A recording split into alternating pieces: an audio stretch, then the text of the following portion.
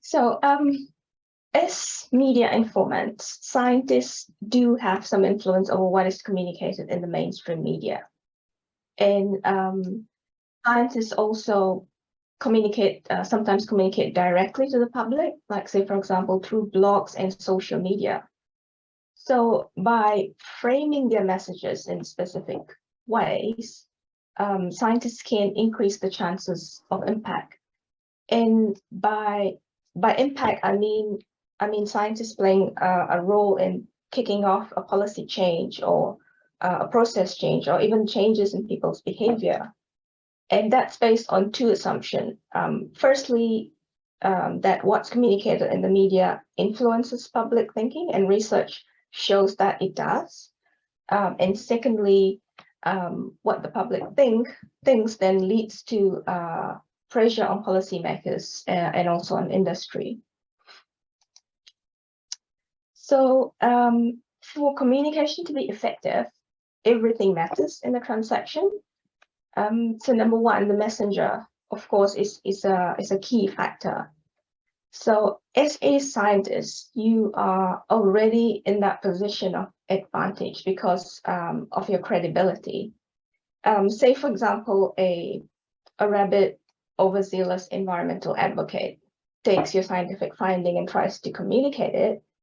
It may be received, but probably with a bit of doubt because of their reputation for exaggerating things. And I say this from experience because I have been that advocate in the past, and I learned the hard way not to do things like that. So what I'm trying to say here is that the same message communicated by different sources can lead to different reactions. But my focus today is on number two, the message, and how you can frame it. And this is something that is most within your control. Number three, the type of media and mode of communication also matters, whether you choose to use written text or video plus audio.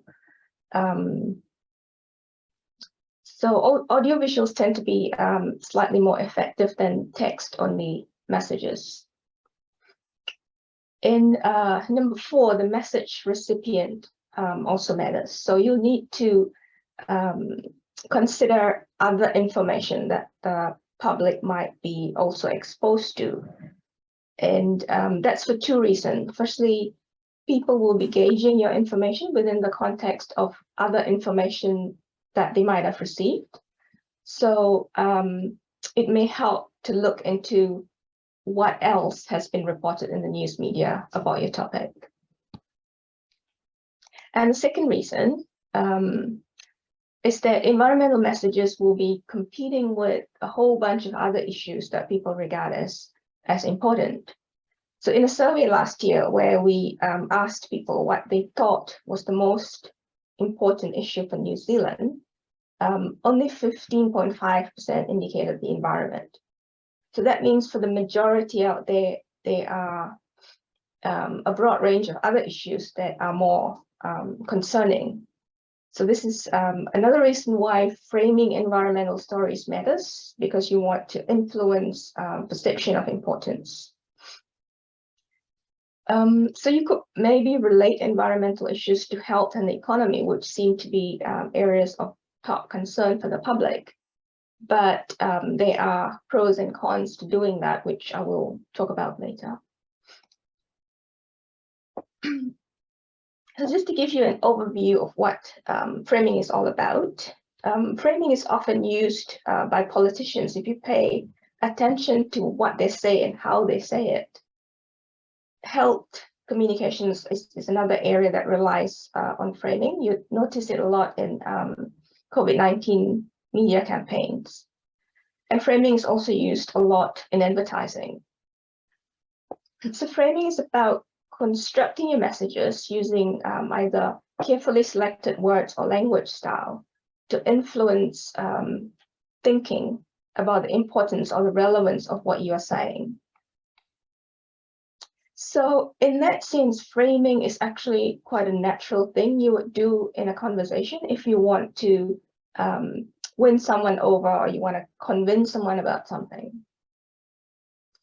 But strategic framing, which is informed by social psychology and framing research, is a very powerful communication tool that you can use to increase the impact of your messages.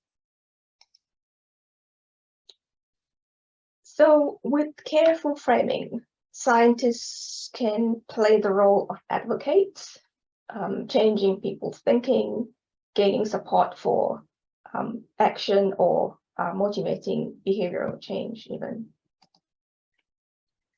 I'm sure some of you may be wondering now if framing is manipulation because it's a form of persuasion.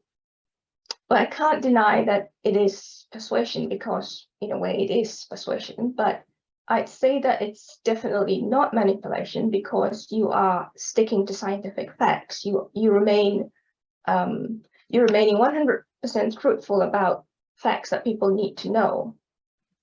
So by framing, you're not risking losing your credibility as a scientist. But the more important question is if persuasion in science communication is acceptable. For me, the answer to that is yes, because your intent is not for commercial or personal gain. Rather, you are giving nature a voice, and you are using framing for a common good purpose. So in that sense, perhaps it's quite similar to health communication. So health communicators are persuading, but for a common good purpose. So in short, framing earth science or natural science cannot be equated to the kind of framing used in commercial advertisements or other types of communication with a different agenda. So what I'll do today is take you through 8 different sets of frames identified as relevant for environmental communication. They are largely based on a review that we did a couple of years back. So what researchers have done is design and test different communication messages using different frames, and what the general findings are that sometimes the same message may cause a different effect when framed differently, and also some frames are sometimes effective in some contexts, but not in others. And these frames are often used in combination to maximize impact. So the first one, the problem frame, in general is fundamental to earth science because almost every single aspect of the natural environment has some kind of a human-caused problem attached to it. So when you're communicating, you're usually communicating a problem. So, and the problem severity frame is about communicating the extent of those problems. So you'll see it used a lot in climate change science. This example here, where the term catastrophe is used to express problem severity. And in this example, the term disaster is used to convey problem severity and also a sense of response urgency. So how scientists frame their messages is then reflected in media reports. And here they've even gone on to say that it's a bit too late.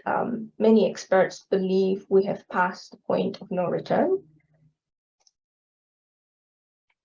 So it's understandable why scientists have framed the climate change problem in this way. It was to convey a sense of urgency, and they were right to do so because initially people weren't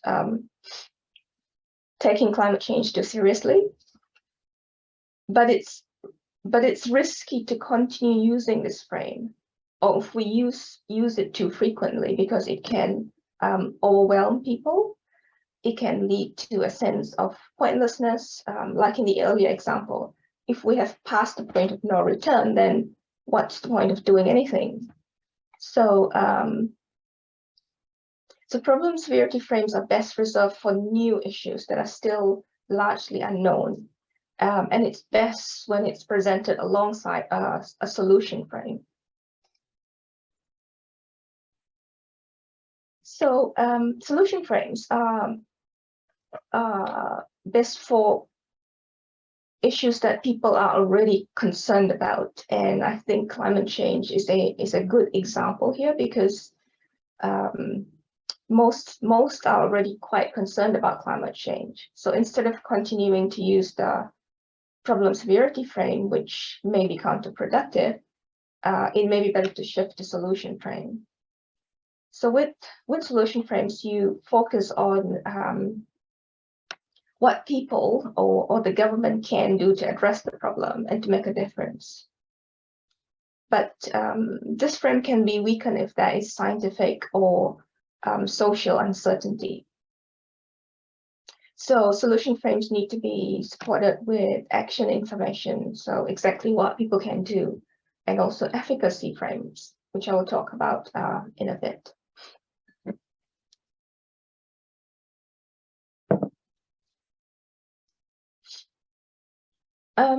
Consensus framing. Consensus framing can help address scientific uncertainty, which can be connected to either problems or solutions. So uncertainty is sometimes conveyed by scientists for the sake of being transparent, for the sake of being accurate. But the risk is that it can cause a form of psychological distance. So a problem may be seen as something that may or may not happen sometime in the distant future.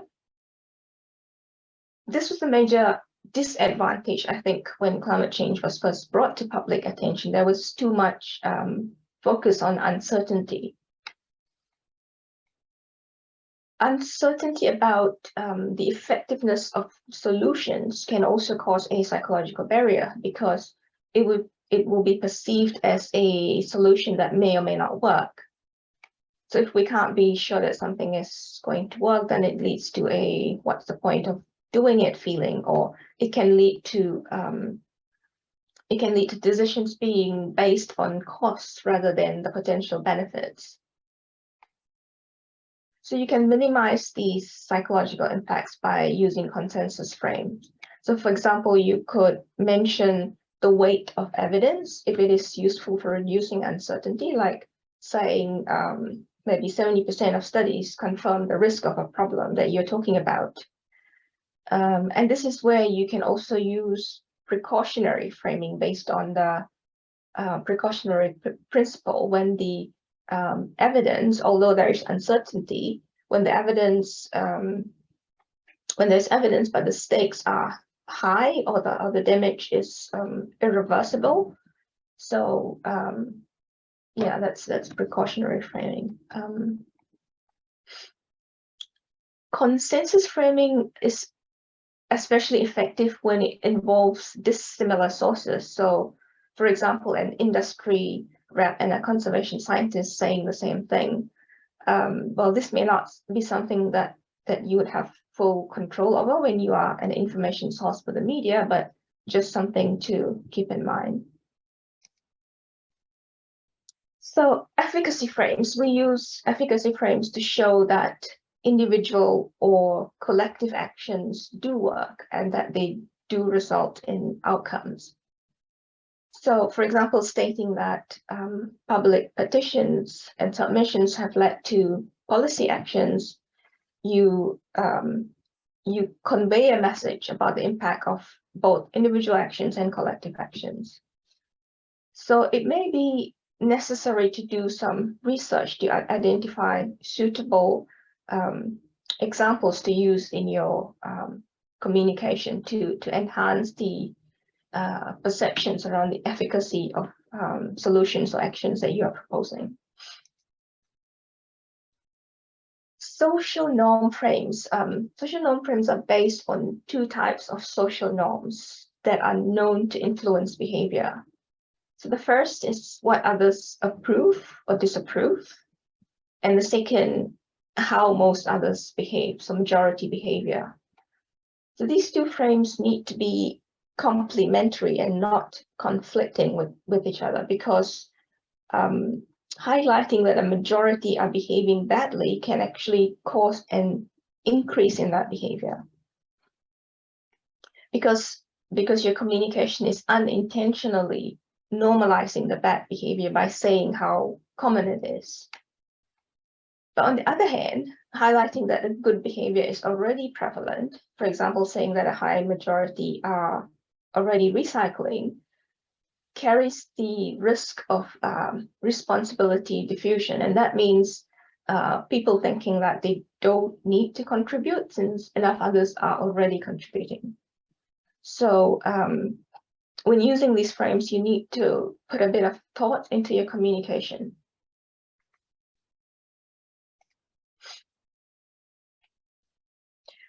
Outcome frames is another set of frames that's frequently used because they are effective. So it's centered on highlighting gains from action or losses from inaction, or sometimes both. I think I need not explain this one too much because these frames are used a lot in everyday communication. So it's the same as when you want to encourage someone to do something that they are reluctant to do. So to convince them, you naturally talk about the things that they can achieve from doing it and all the gains and benefits.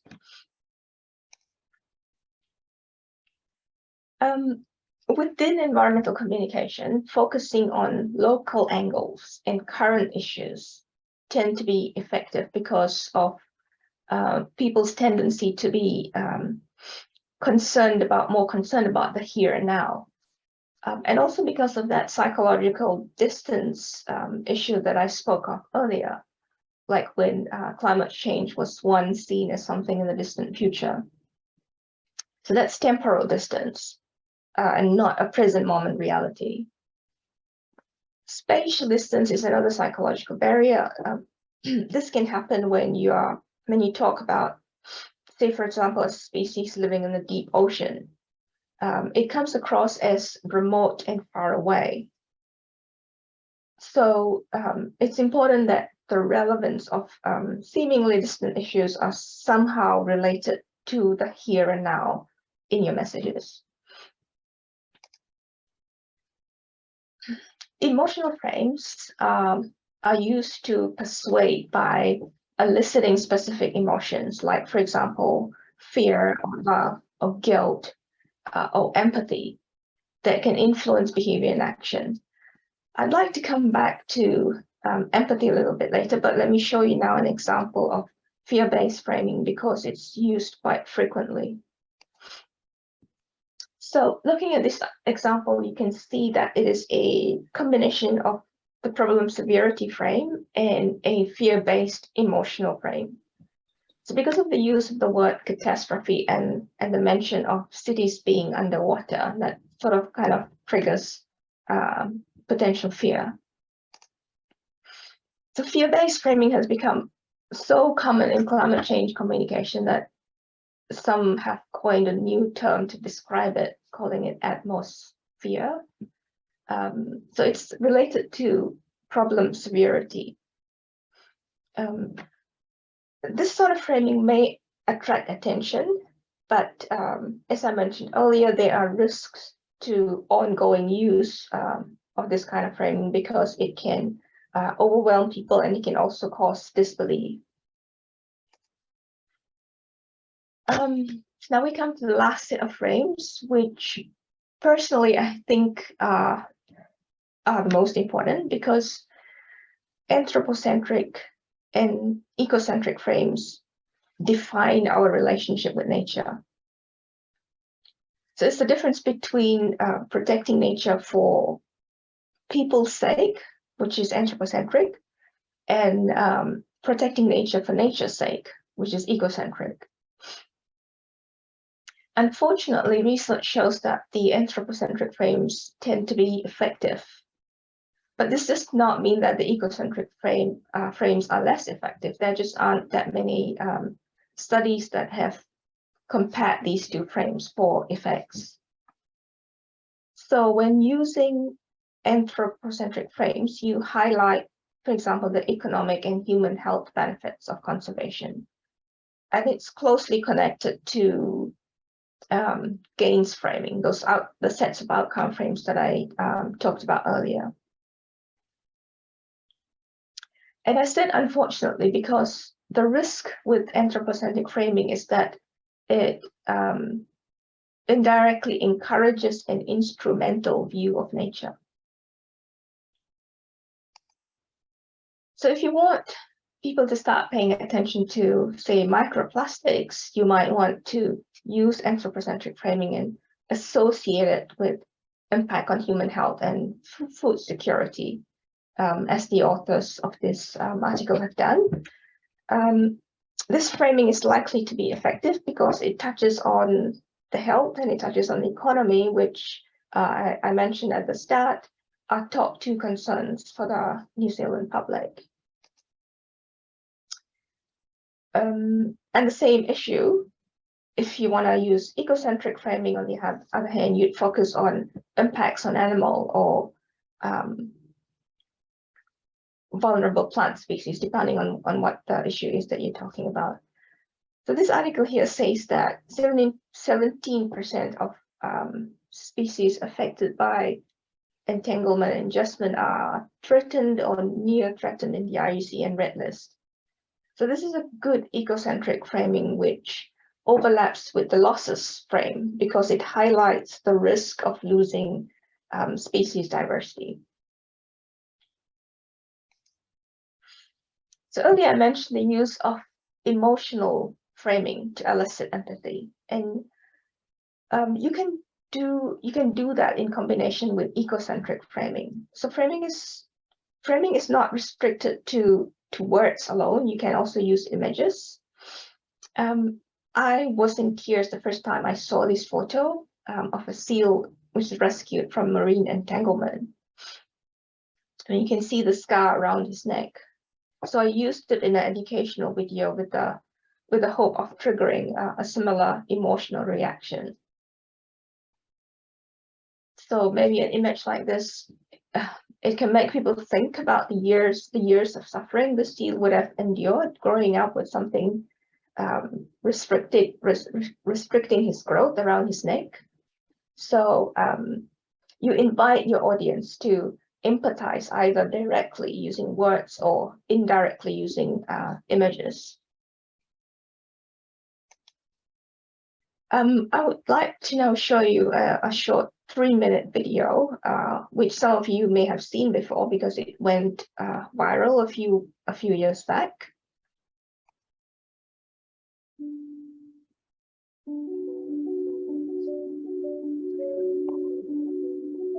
Is the volume loud enough? Oh, I don't think you need the volume here.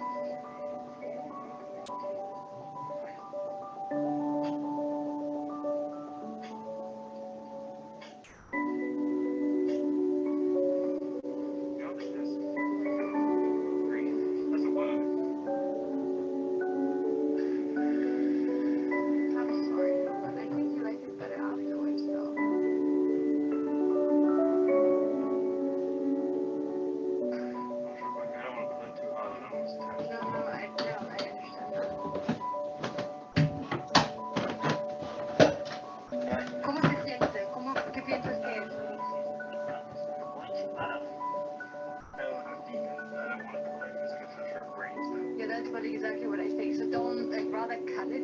I don't know.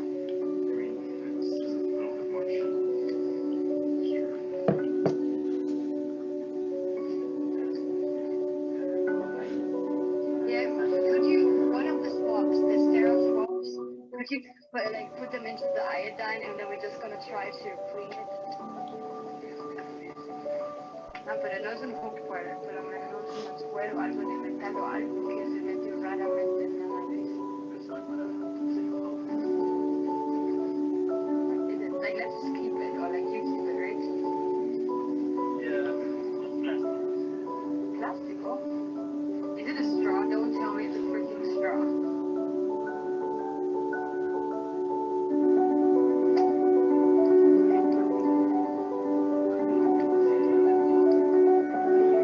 He bit on me, that is plastic.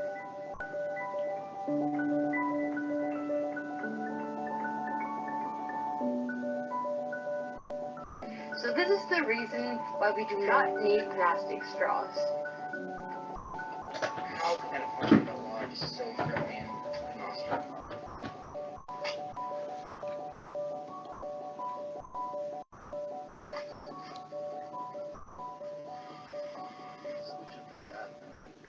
But you have it already too. You have it a little bit further out already. And like it. No, it's oh man. Show me please. I want to.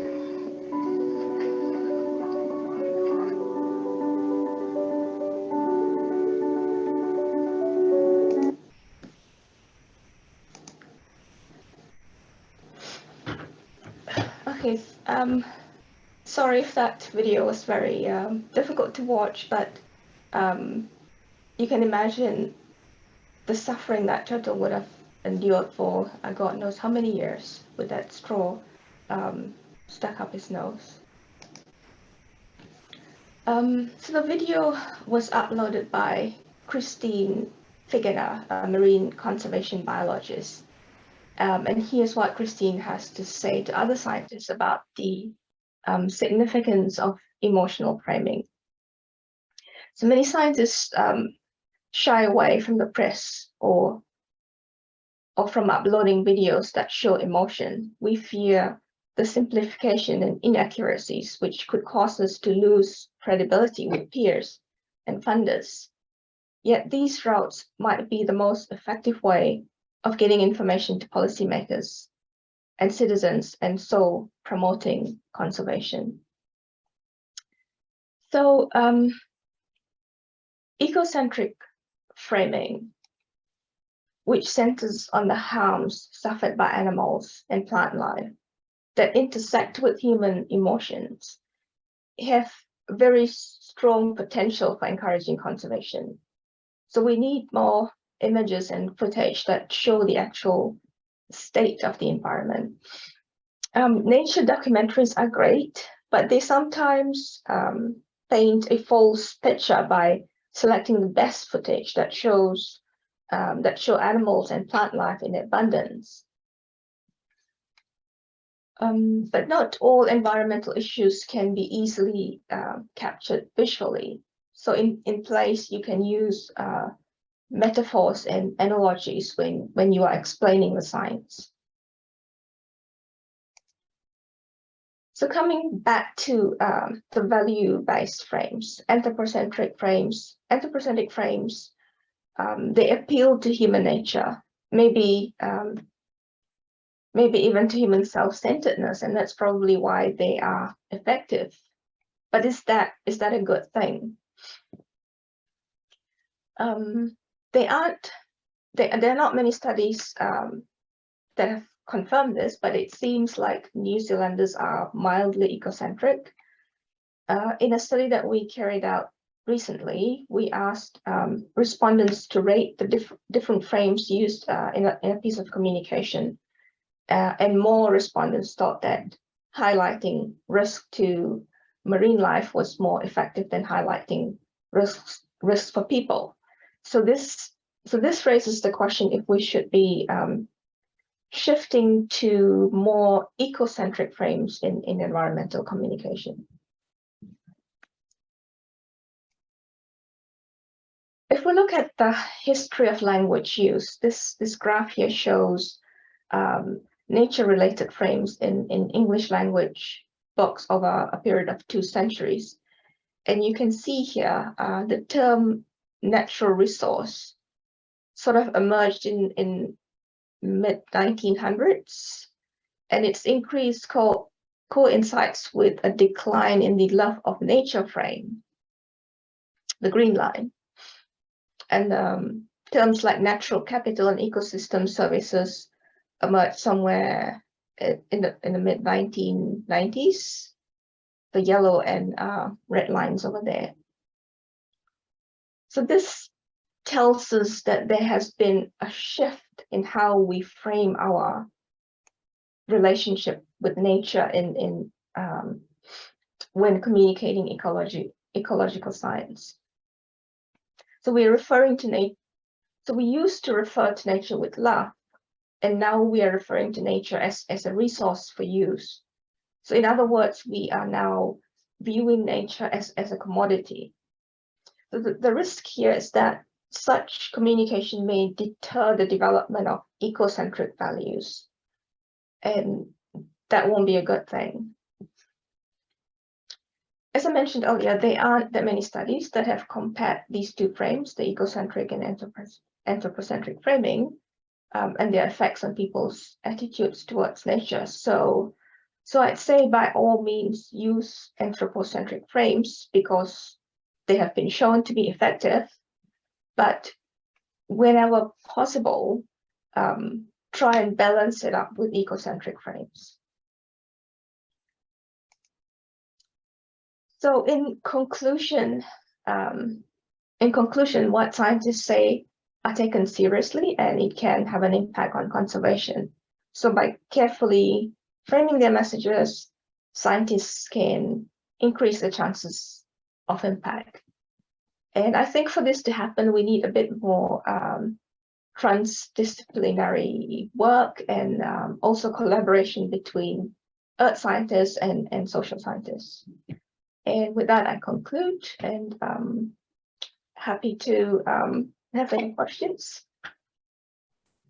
So for the ones that have come through the chat, why don't we go to Nikki first to pose that question live?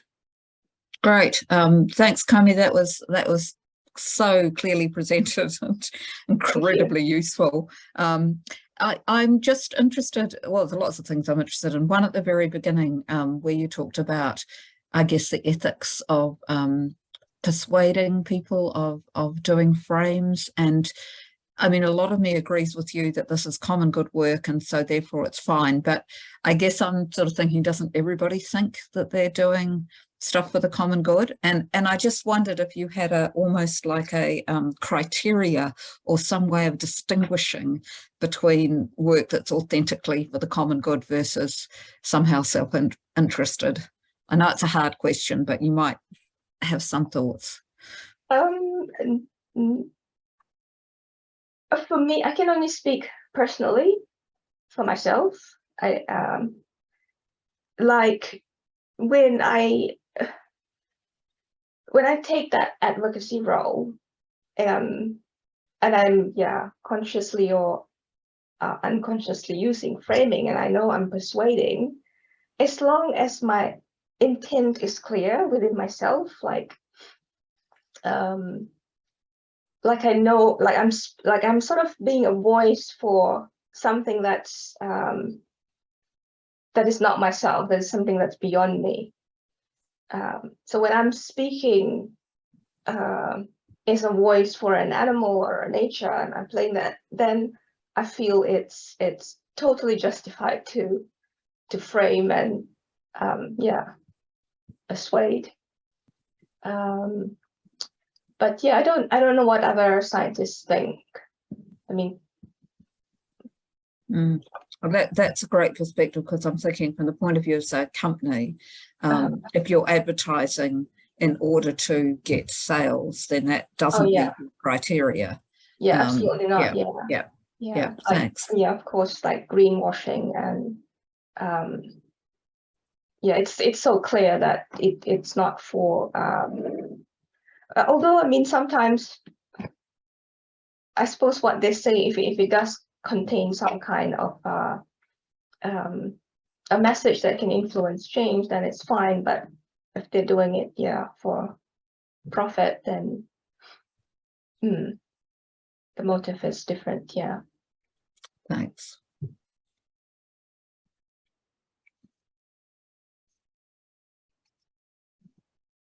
Okay, based on the thanks for that discussion.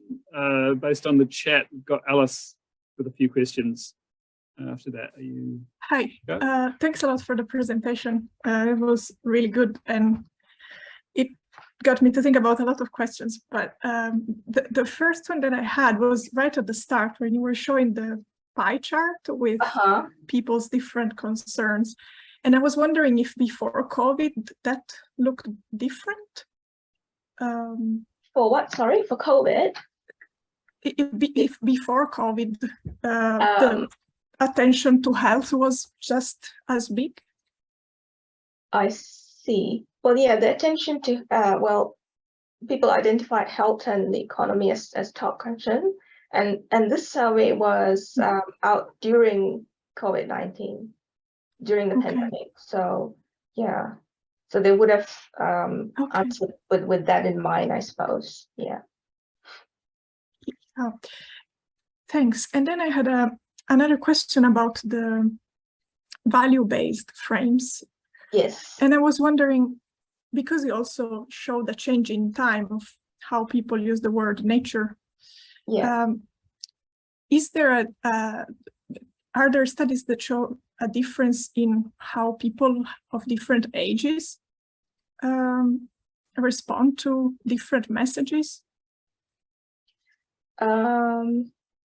No, I haven't come across that kind of a study. Well, not in the review that I did anyway, but that doesn't mean that there's no studies out there. So yeah, because I was thinking about even just looking at the differences between uni students 10 years ago and uni students now. I'm in the marine ecology field, and most students ask questions about climate change, and they are very concerned about it, whereas I don't think it was like that even 10 years ago. So I'm wondering if yes, you are so correct, and that's because climate change has become more and more talked about in the media. So the younger generation have sort of like they've grown up listening to it, whereas those a little bit older who've lived, a few more decades longer than maybe you have, it wasn't an issue. Like when I was growing up, it was like kind of unheard of. So I don't know if that answers your question or not. So I guess the younger generation are more concerned because it's out there in the media and it's being talked about a lot. Yeah, thanks a lot. When you're talking about the emotional framing with documentaries, not only do you have the pictorial, as you've discussed, but the music they choose to use for these things as well as it can be a huge emotional framing draw in that. And it was pointed out to me recently based on a sort of a cartoon type thing that just pointed out, in a documentary, your reaction to a specific action could even be different based on what the documentary is actually focusing on. If you've got a documentary about bears and the bear is eating the salmon, then you're like, that's what the bear's doing. But if you've got a documentary about the salmon doing its the swim back to the spawning pools, and the salmon are getting eaten by the bears, you're like, man, it's so hard for the salmon in this situation. So you've got that to think about as well, not only the framing but the actual the context. Yeah, thanks for that comment. Quite interesting extra dimension, I thought was. Yeah, but I don't know the extent to which nature documentary filmmakers give thought to framing when they produce the documentary, because it's more for documentaries, they are a commercial product. They so they will choose they will choose footage that is most spectacular to I suppose yeah, I guess sell it as a product. Kind of similar to that video you showed though with the turtle, where they, Yeah. you know, if you just were to watch the video with them speaking in the background versus, you know, with what they showed with some music that was a little bit more emotive, I think you feel like you're obviously going to have a reaction, but I think it kind of adds to that. Yeah, it Yeah. does. Yeah. Equally with that video, you're also, the reaction of something being pulled out like that is going to be the same whether it's a turtle or just, you know, watching sort of part of an operation or something like that. So you're just the squeamishness of that is partly the emotional, but partly also just the uncomfortableness of watching that in general. Yeah. Yep. Thank you. Okay, I can't see anyone else with the hand up, so I think we might draw this to a close. We do not have a seminar next week. Now, the week after that, we do, and I will be in touch with details to our list. Thanks for attending. Awesome. Thank you, Thank you. everybody. Thank you all. Thank you. Bye.